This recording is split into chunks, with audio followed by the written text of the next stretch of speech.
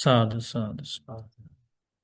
Homage to the Blessed One, Worthy One, Supremely Enlightened Buddha. Homage to our teacher, Lok Swami Namaste. Can everybody read together this sutta so we can refresh our memory? At one.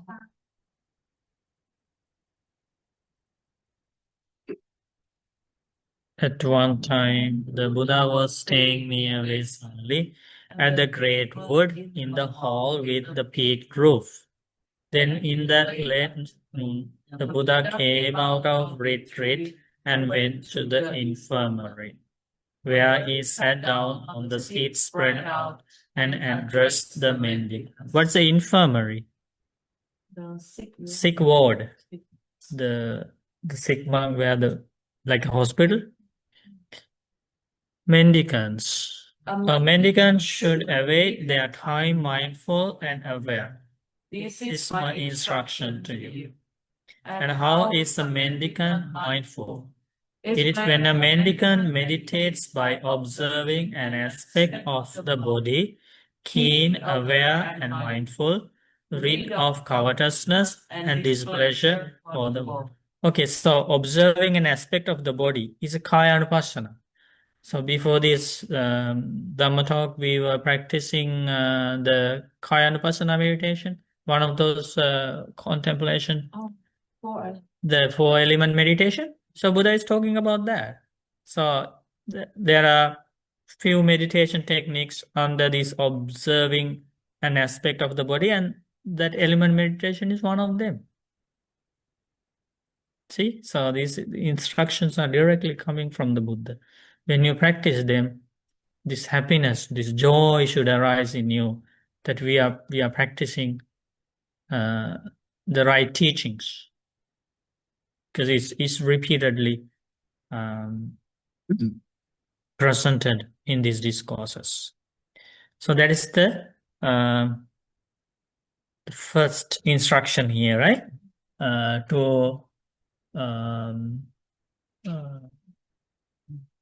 To practice mindfulness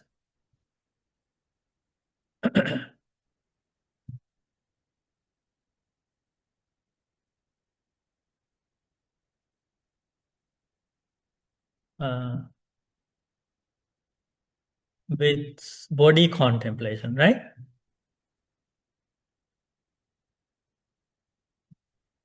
That's the first one. And the second one, they meditate observing an aspect of feelings. That is Vedana Vipassana. Feeling contemplation. We have learned about that also, about how feelings arise, depending on contact, feelings arise, different types of feelings. We just talk about three types of feelings: happy feelings, painful feelings, neutral feelings. So that's the contemplation. And the third one, they meditate observing an aspect of the mind, which is Chitta Anupassana. So paying attention to the different mental states.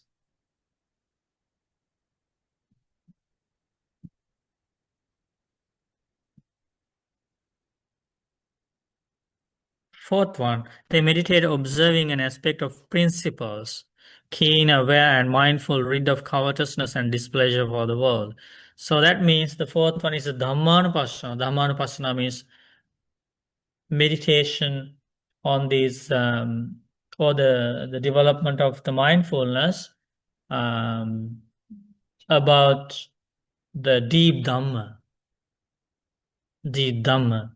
And in the deep Dhamma, Buddha teaches you should develop this mindfulness with regard to five hindrances. Five hindrances. We always talk about this, right? Five hindrances. Also, five aggregates of clinging. Now, deep Dhamma, contemplation on the deep Dhamma. Five aggregates of clinging.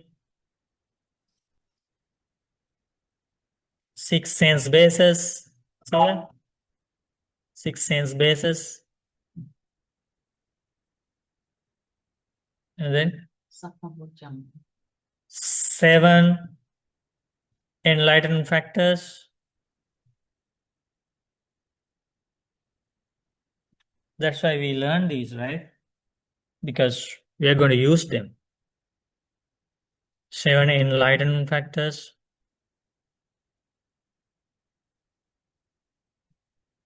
And 4 noble truths. Dhammanupassana is always these deep aspects of the Dhamma.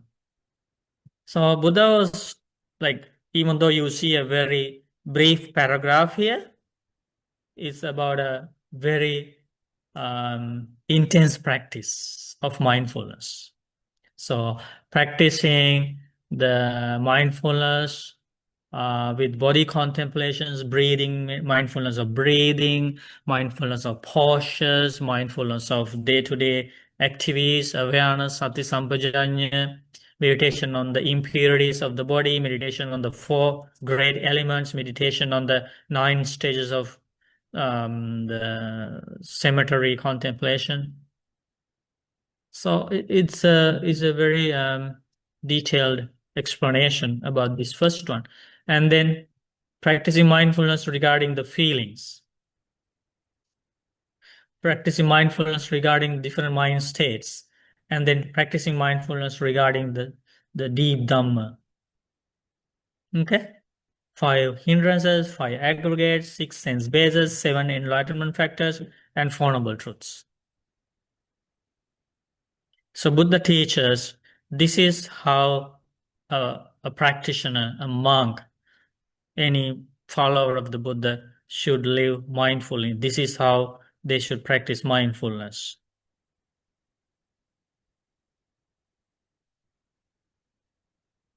Then Buddha highlights the sati sampajañña, because this sati sampajañña helps the practitioner to sharpen the mindfulness and always to be awake with this practice.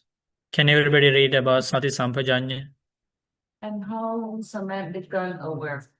Because when the medical acts with situational awareness when going out and coming, when looking ahead and aside, when bending and extending the lips, when bearing the outer bowl and ropes, when eating, drinking, chewing, tasting, when urinating and defecating, when walking, standing, sitting, sleeping, waking, speaking, and keeping silent.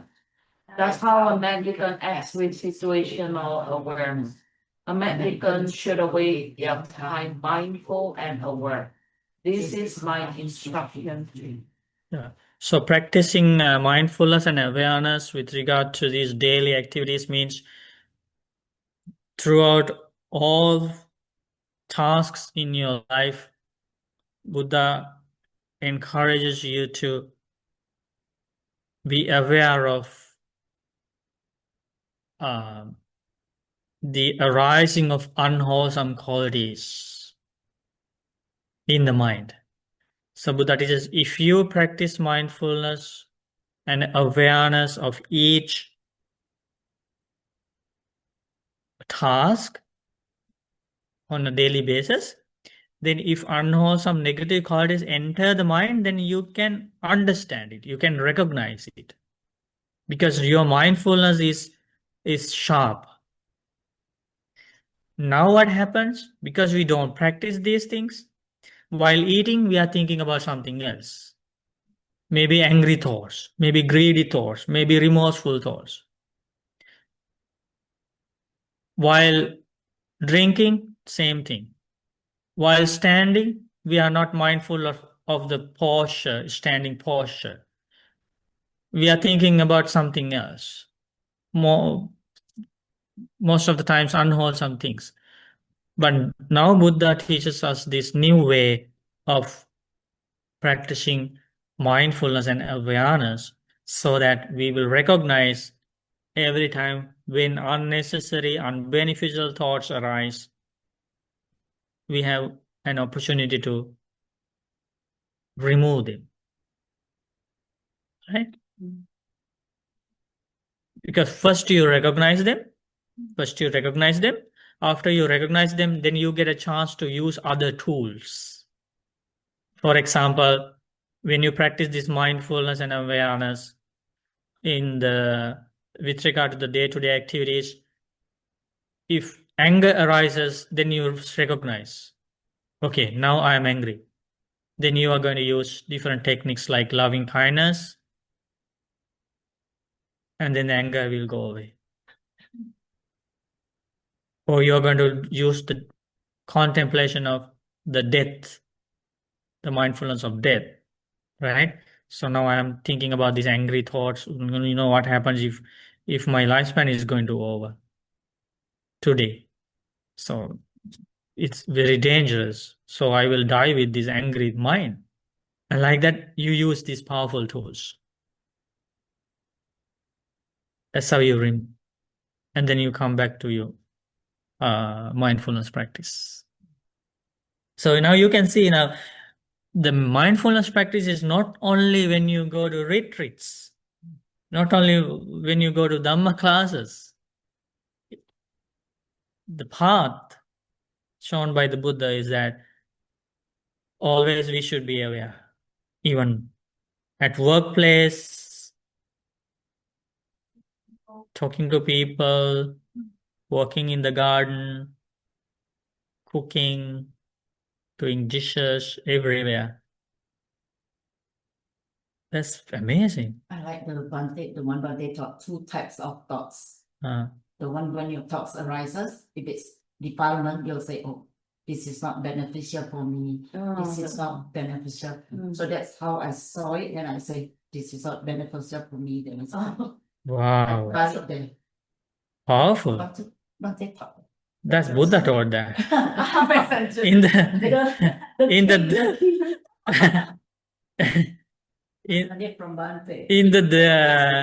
Dveda Vitakka Sutta. Oh, is it? Majjhima Nikaya. Yeah. Remember categorizing thoughts when they arise, as she mentioned? Yes. Two categories. Wow. Being messenger. Good. Welcome. Huh? What awareness do you have when you're sleeping? No, sleeping means until you go to deep sleep, right? You are lying down. That's the meaning, right? Even at that time, because that's the time many people start thinking angry thoughts. Angry thoughts when they are alone, lying on the bed. Angry thoughts, greed thoughts, and all these remorseful thoughts. You wake up in the night, sometimes that's what keeps you up because you're thinking all these unpleasant thoughts. So until the sleep arrives, you have to think about wholesome thoughts. Be mindful. That's the message. Then, okay, so the practitioner lives like this maybe for years and years. This is talking about the very intense, dedicated practice. Now Buddha talks about the result. The teaches about the result of that kind of life. If a follower lived like that for many, many years, giving the top priority for this mindfulness practice, making an honest effort to see the true nature of this life, true nature of body, feeling, mind, and all these deep aspects of life, then only this result will come. Now we are going to read the result. Wow. While a mendicant is meditating like this, mindful, aware, diligent, keen, and resolute.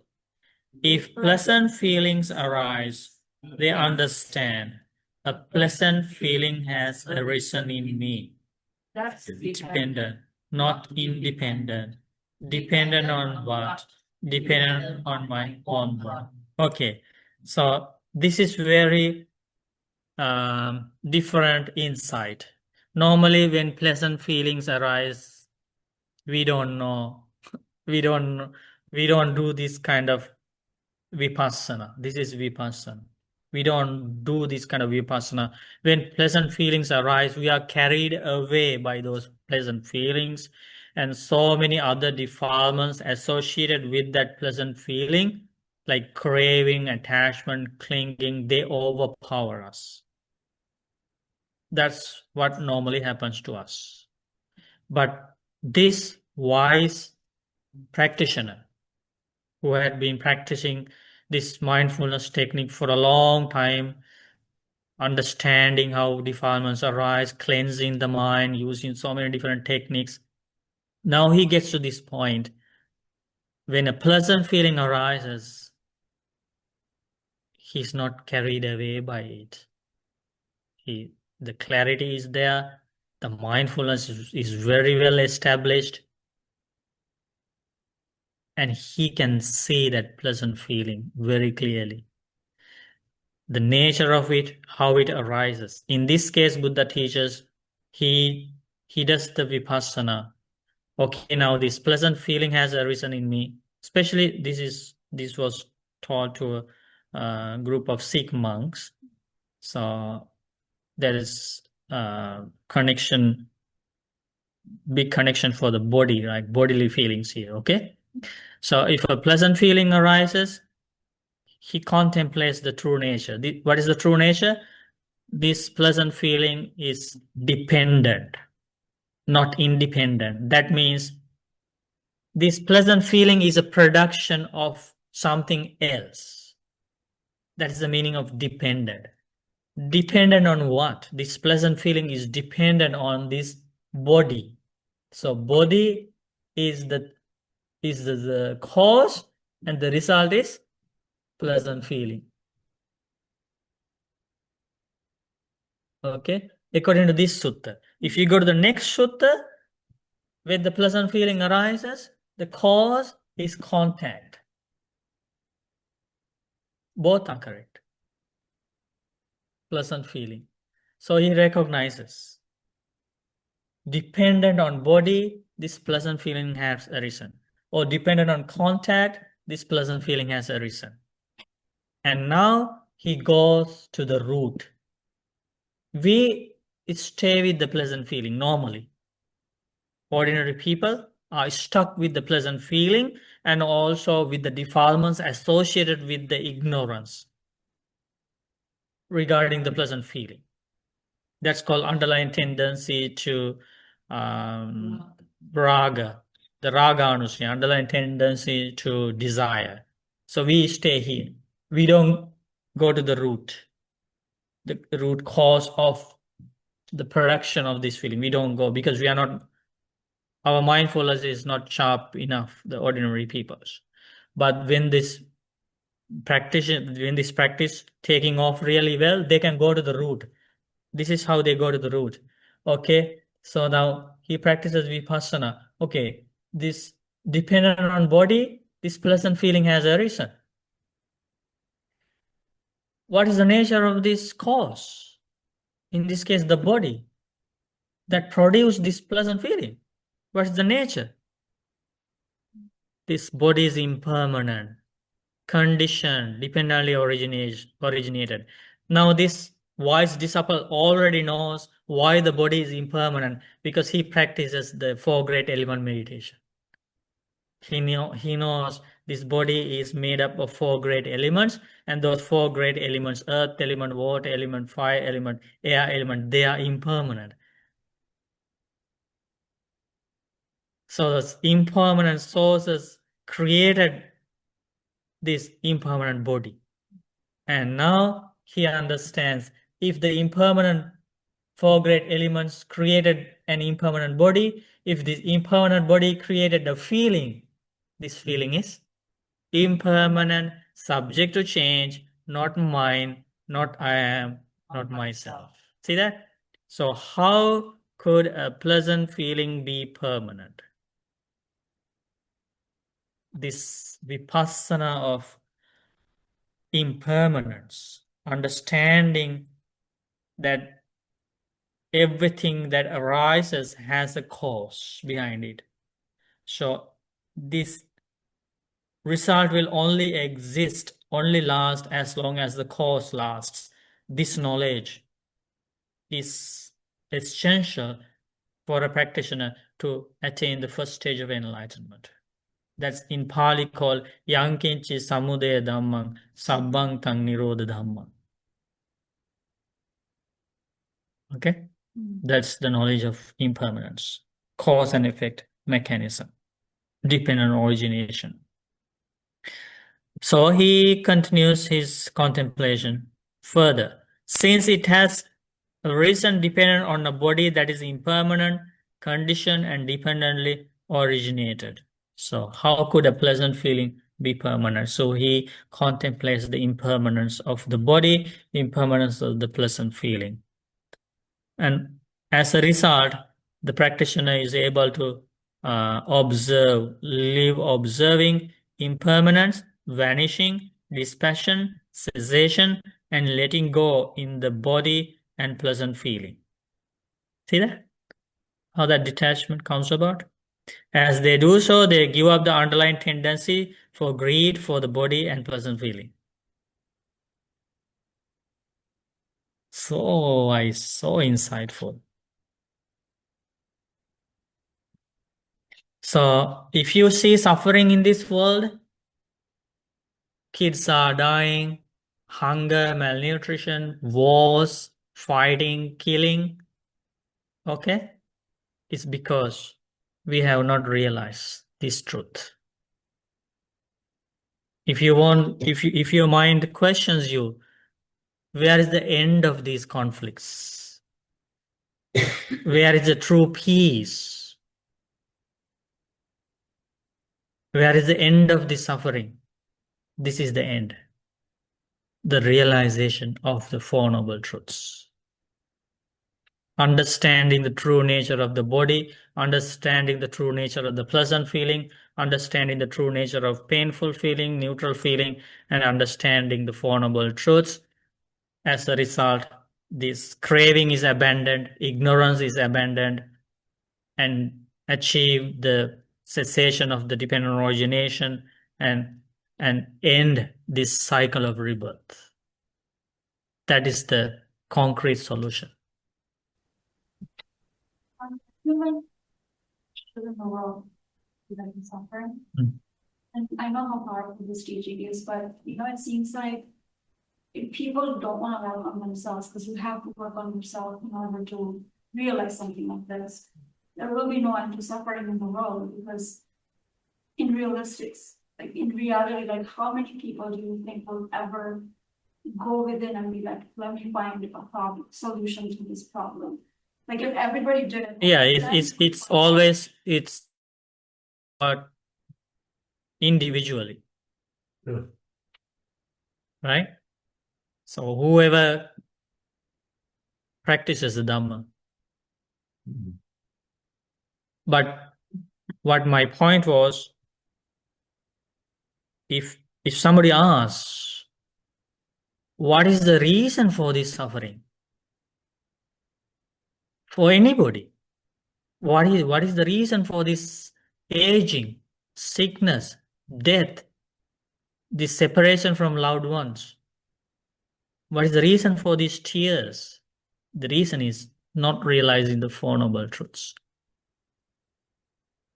The continuous journey from life to life.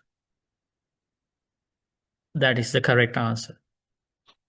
And if somebody asks, how to end this suffering? It is by realizing the Four Noble Truths and ending the cycle of rebirth. That is the right answer. Because today they go through that pain, that problem, that tragedy in life. Tomorrow we will go through that if we continue this cycle. Today they are issue will be ours tomorrow. This is the nature of this cycle. So that's why Buddha taught the only solution is attaining Nibbana. So the first stage of attaining Nibbana is to become a Sotapanna, right? To become a stream enterer. That is the first glimpse of the Four Noble Truths. The initial realization of the Four Noble Truths. That means initial realization of the four great elements, the arising and passing away of the body, feelings, and then the initial realization of the dependent origination, Four Noble Truths. That's the solution, beginning of solution. In the same way, Buddha teaches when a painful feeling arises, this practitioner understands a painful feeling has arisen in me. He is not carried away by painful feeling. Normally what happens is when somebody experiences painful feeling, that person is carried away by painful feeling and becomes very sad, upset, and start crying, lamenting, and then so many defilements, negative qualities associated with that painful feeling, such as aversion, depression, stress, all these negative qualities overpower that person.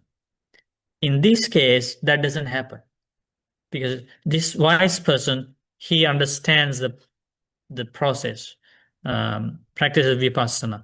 This painful feeling is dependent, not independent. Dependent on what? So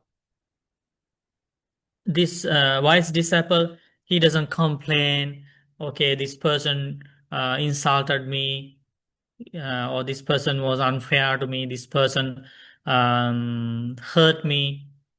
Like that he doesn't go to like outward. He contemplates what has arisen in his inside him. So this painful feeling, and especially if he's sick, right? Some like severe pain can be found inside the. So even that painful feeling is dependent on my own body. But this body is impermanent condition dependently originated. So how could a painful feeling be permanent since it has arisen dependent on body that is impermanent condition and dependently originated? They meditate observing impermanence, vanishing, dispersal, cessation, and letting go in the body and the painful feeling. As they do so, they give up the underlying tendency for repulsion or aversion, Paṭhamagelaññasutta, towards the body and painful feeling. The hidden defilements also should be removed. Okay? The recognizing when that feeling arrives. That's a big step, right? I know I learned from the other Dante that the first step is to recognize that feeling that's arising. Yeah. To recognize it, you need a very sharp mindfulness training. That's what Buddha said. If you have this training, then only you can recognize when they arise. This is the beginning part. But in different levels, everybody can practice, In the same way, Buddha teaches. If they feel neutral feeling,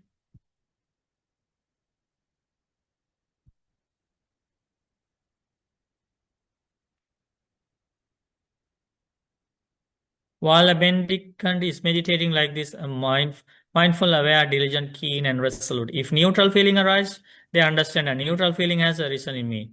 That is dependent, not independent. Dependent on what? Dependent on my own body. But this body, the source, the cause of this feeling is impermanent, condition, dependent on origin. So how can a neutral feeling be permanent since it has arisen dependent on a body that is impermanent, conditioned, and dependently originated?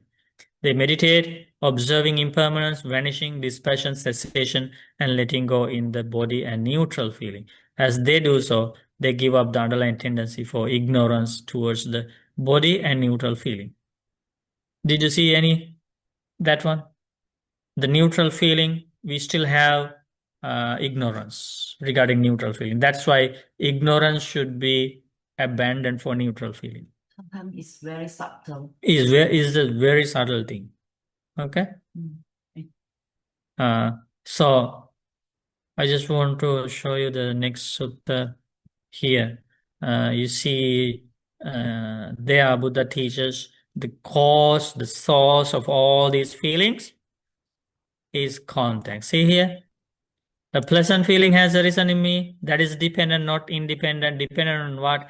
In this case, dependent on this very contact.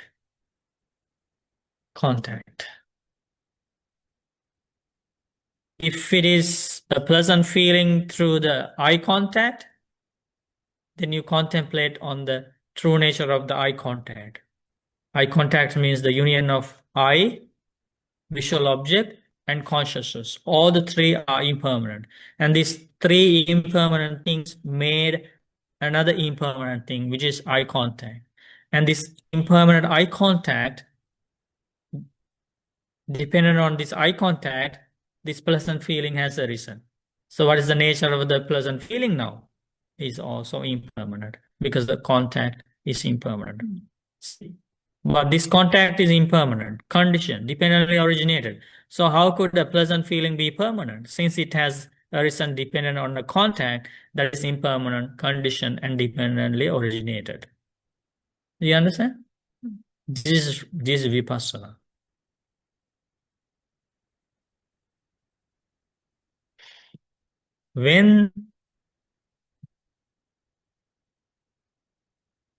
Now in this practice, both samatha and vipassana are developed.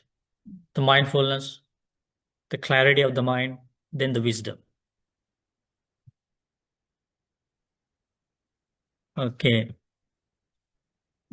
Now this section here, the Buddha explains, this section is about very advanced experience of an advanced practitioner. Okay? Can everybody read together?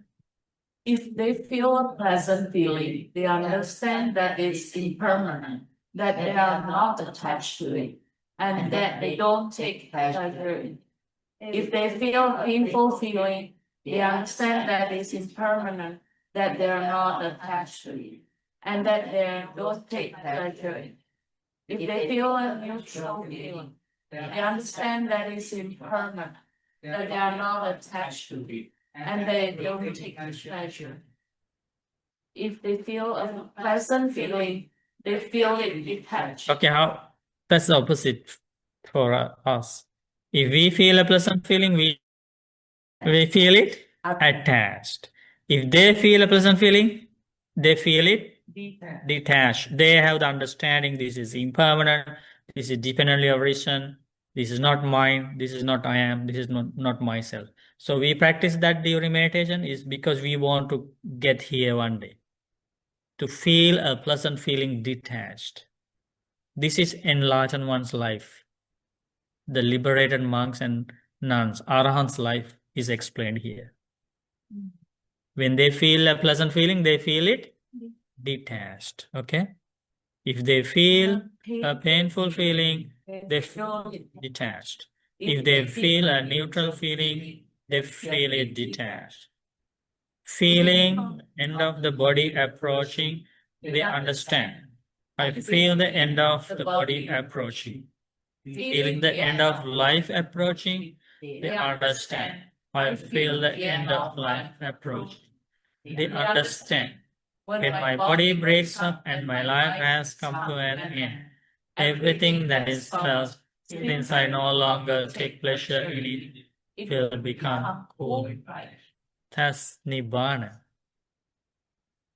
All the feelings were not welcome, not accepted, not held onto. Everything is cool here. Everybody else's life, making lots of karma here, lots of feelings to be taken as me, I am, myself, creating lots of enemies, creating lots of attachment with a full package of suffering goes to next life.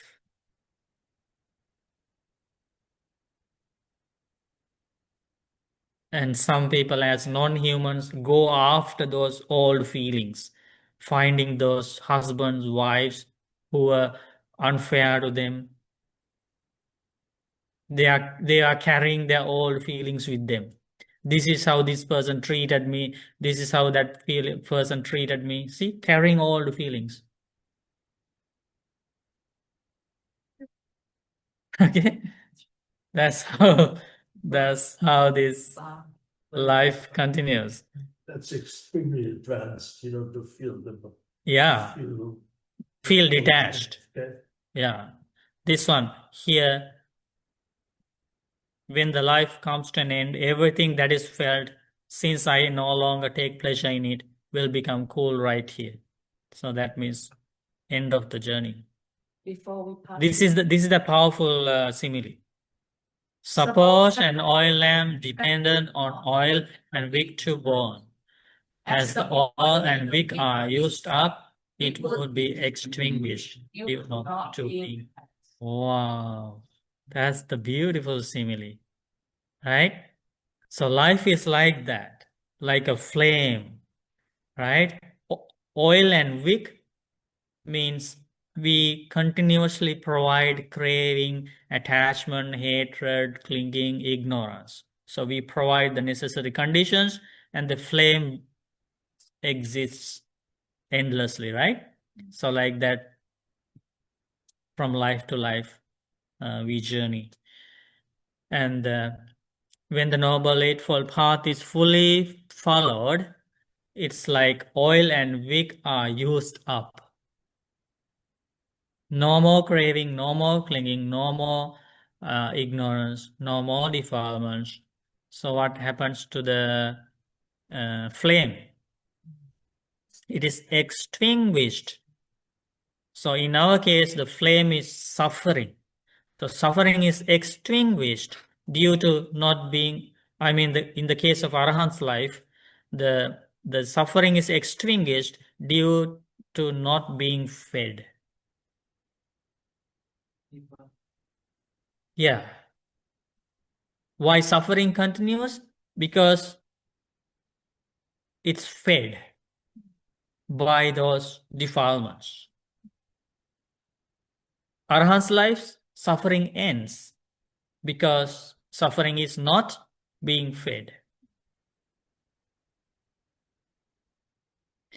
In the same way, feeling the end of the body approaching, a mendicant understands, I feel the end of the body approaching, feeling the end of life approaching, a mendicant understands, I feel the end of life approaching.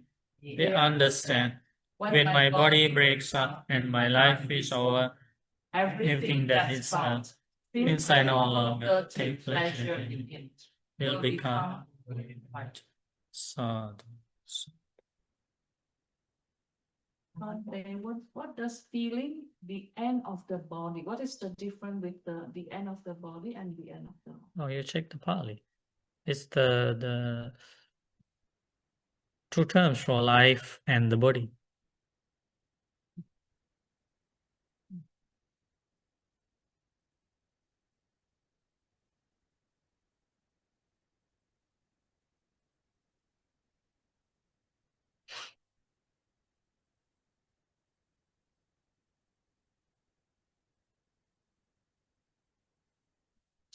Jivita Pariyada. Jivita means life. The other one is What's the other one? Kaya Parinthika. Yeah, here. Kaya Pariyantika. That's the body. At the end of the body, how Yeah. do I understand the end? That's the Parinibban.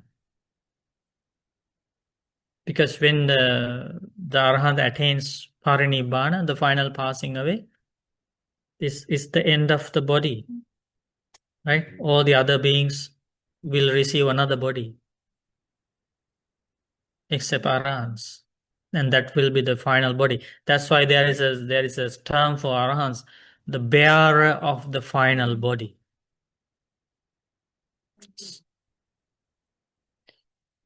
Okay. Yes, ma'am.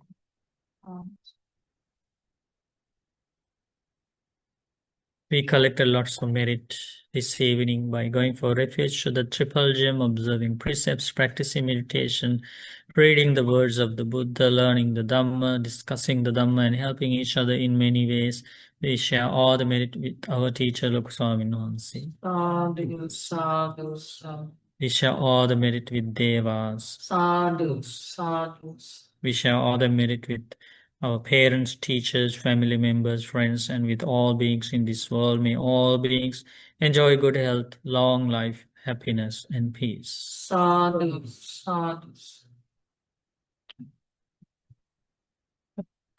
Our Bhante, many merit for sharing and inspiring sutta. We would like allow us to share merit with Bhante and ask the forgiveness. Sukhi. Okasa wangani. Sukhi. Maya katang punya samina. Sadhu. Samina katang punya mayhanda. Sadhu. Sadhu.